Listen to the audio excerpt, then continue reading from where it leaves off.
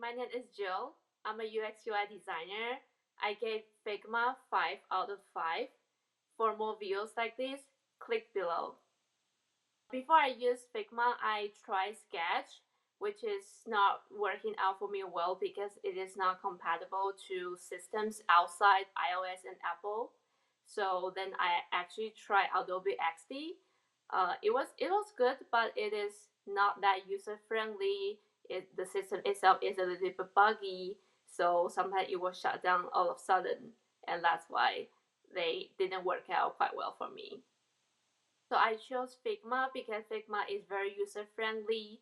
You don't need to download the app. You can actually open up in the browser. It's very easy to collaborate with your teammates, not just for designer. You can also invite developers to see the screen is like.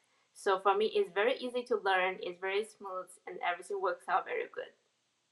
I think it's very easy and quite intuitive to get Figma up and running because first of all, you don't need to download the app. You can open up on your browser, and all the user interface is very easy to understand. Yeah, and the features are very robust.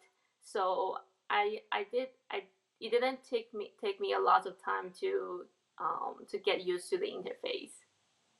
Well, there will be only one advice I would like to give for people who are considering using Figma is to do some research to get to know more about what the plugins you can use, because the plugins for Figma are very robust, but if you don't have a clear understanding of it, you may find some difficulties using it. So if you have a better understanding, it can actually help your work more effective and more efficient.